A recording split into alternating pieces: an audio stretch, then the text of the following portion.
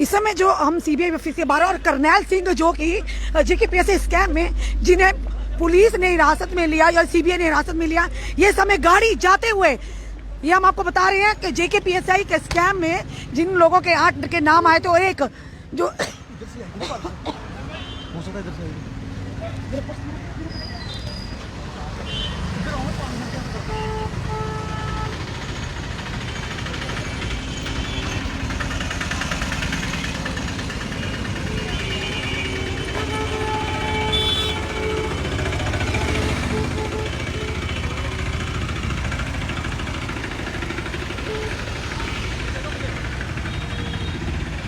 क्या पता इस साइड और इस समय हमने सीबीआई ऑफिस के central bureau of investigation office के बिल्कुल बाहर है। और जिस तरह से जेकेपीएससी की अगर बात करें, जो स्कैम था और घोटालाकारियों पर शिकंजा कसा जा रहा था, उसमें से एक नाम कल की अगर बात करें तो बॉर्डर सिक्योरिटी फोर्स के मेडिकल ऑफिसर करनैल सिंह का नाम भी आया था। उन्हें और हिरासत में फिलहाल सीबीआई की तरफ से लिया गया था। छापेमारी के दौरान उनके घर छापामारी भी हुई थी।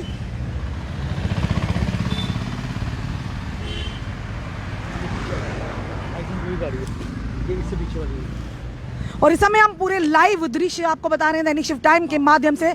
और इस समय आपको बता रहे हैं ये गाड़ी जो जा रही है, ये गाड़ी करनैल सिंह को यहां से ले जाते हुए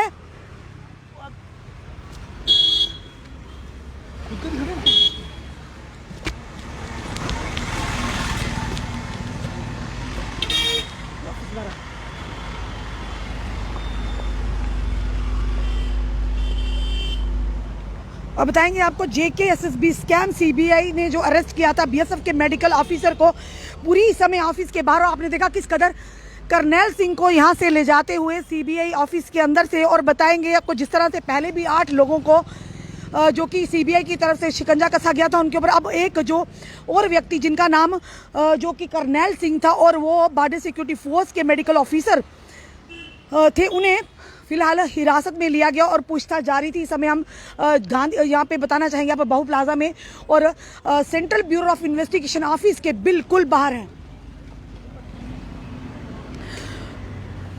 और बताना चाहेंगे आपको इसमें और जिन जिन लोगों को पकड़ा गया था, पहले उसमें एक टीचर भी था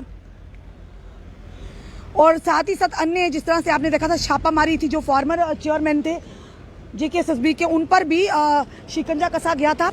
उन्हें उनके घर पे भी छापामारी लगातार जारी थी। और लेफ्टिनेंट गवर्नर ने कहा था कोई भी अगर इसमें इन्वॉल्व पाया जाता है, इसमें मुलविस होता, उन्हें बख्शा नहीं जाएगा। चाहे वो ब्यूरोक्रेट हो, चाहे कोई नेता हो, चाहे आम जनमानस हो, उन्हें बख्शा नहीं जाएगा। उसी के चलते लगातार छापामारी जारी थी। और जिसके चलते मंगलवार की अगर बात करें तो उन्हें सेंट्रल ब्यूरो इन्वेस्टिगेशन में जो करनैल सिंह थे बीएसएफ के मेडिकल ऑफिसर, उन्हें प्रोड्यूस किया गया।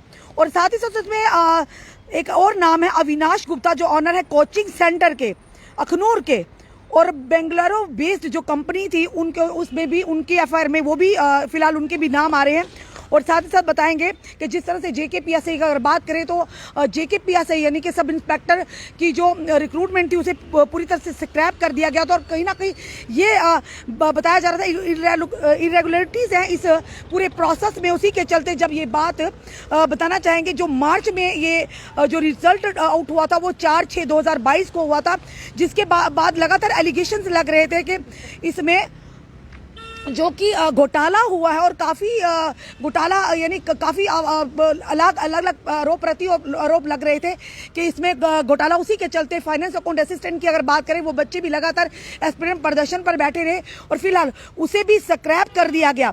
और उसी के चलते लगातार जो कि शिकंजा कसा जा रहा था कि आखिर कौन कौन लोग इस घोटाले में मुलविस हैं। फिलहाल यहाँ के समय लाइव दृश्य हम बता रहे हैं, कल की जिस तरह से पूरी तरह से खबर आई कि 8 लोगों को पहले ही हिरासत में लिया गया है और अब जो कि सेंट्रल ब्यूरो ऑफ इन्वेस्टिगेशन की तरफ से जो करनैल सिंह है उन्हें हिरासत में लिया गया है। और कल की अगर बात करें तो जिस तरह से लगातार अब छापामारी और शिकंजा कसा जा रहा है। और ये भी बताएंगे कि ये लगातार सुर्खियों में था कि जेकेएसएसबी द्वारा जो जेकेपीएससी का एग्जाम्स कंडक्ट किया था उसमें काफ़ी बड़ा घोटाला हुआ था और काफ़ी नाम भी सामने आ रहे थे और कई लाइब्रेरीज के नाम आ रहे थे जहां पर बच्चों ने पूरे मार्क्स लिए और कई सिबलिंग्स यानी एक ही परिवार के 4-4, 5-5 बच्चे उसी लिस्ट में शामिल थे। तो उसी के चलते कहीं ना कहीं लेफ्टिनेंट गवर्नर ने ये कहा था 3 मेंबर की कमेटी का गठन किया गया था और उस कमेटी की रिपोर्ट सबमिट होते ही सीबीआई को ये जांच सौंप दी गई थी। उसी के चलते लगातार सीबीआई छापामारी कर रही और बड़े बड़े नाम भी इसमें और भी शायद हो सकता है कि और नाम भी इसमें आए। और जिस तरह से बताएंगे कई जगहों पर छापामारी भी हुई है और कई लोगों को फिलहाल 8 लोगों को पहले हिरासत में लिया गया था। अब 9 में यानी कि करनैल सिंह जो बीएसएफ के ये कहेंगे आपको मेडिकल ऑफिसर, उन्हें भी फिलहाल हिरासत में लिया गया है। और ये भी कहा गया कि वायलेशन की गया है रूल्स जेकेएसएसबी की तरफ से। और साथ ही साथ पेपर जो थे, ये जो करनैल सिंह की बात करें, इन पर जो एलिगेशन है कि इन्होंने 15 लाख में एक पेपर बेचा है।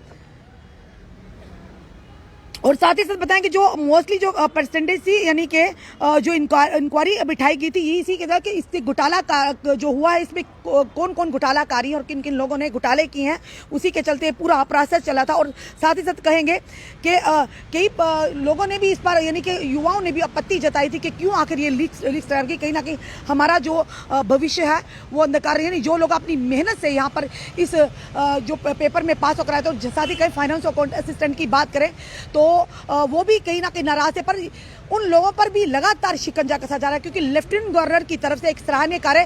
पहले भी बात करें फायर एंड इमरजेंसी सर्विस की तो पिछले 8 साल से वो बच्चे लगातार ये कह रहे हैं कि fire emergency mother of all scams है, यानी बहुत बड़ा घोटाला हुआ है। और लेफ्टिनेंट गवर्नर जो है मनोज सिन्हा जी से गुहार लगाई थी, जिस तरह से आपने जेकेपीएसआई फाइनेंस अकाउंट असिस्टेंट में और साथ खास करें जेकेएसएसबी के जो जेकेपीएसआई एग्जाम थे उन घोटालाकारियों पर लगातार शिकंजा कसा जा रहा है। सीबीआई को यह जांच सौंप दी गई है। उम्मीद करते हैं आने वाले समय में जिस तरह से जेकेपीएसआई यानी कि फायर एंड इमरजेंसी सर्विसेज के एस्पिरेंट्स लगातार पिछले कुछ दिनों में उन्होंने अभिनव शर्मा जो एडवोकेट है Jammu and Kashmir high court के, उन्होंने भी खुलासा किया था कि किस कदर एक बड़ा घोटाला हुआ था जो फायर एंड इमरजेंसी सर्विस में। उम्मीद करते हैं कि लेफ्टिनेंट गवर्नर साहब जल्द ही इस पर भी संज्ञान लेंगे और इस पर भी सीबीआई की जांच होगी ताकि दूध का दूध और पानी का पानी हो जाए। फिलहाल हम इस समय central bureau of investigation office के बिल्कुल बाहर हैं, जहां पर करनैल सिंह जो कि जेकेएसएसबी पीएसए स्कैम में जिनका नाम था और उन्हें फिलहाल हिरासत में लेगा। और यह भी कहा जा रहा था कि उन्होंने 15 लाख में एक पेपर जेकेपीएसआई का बेचा था, जिसके चलते उन्हें हिरासत में लिया गया। बीएसएफ के जो कि मेडिकल ऑफिसर में कार्यरत जो ये व्यक्ति हैं जिनका नाम है करनैल सिंह और पल्लौड़ा के रहने वाले हैं, फिलहाल उन्हें सीबीआई के ऑफिस में उन्हें हिरासत में सीबीआई ने लिया गया था, उनसे पूछताछ जारी है।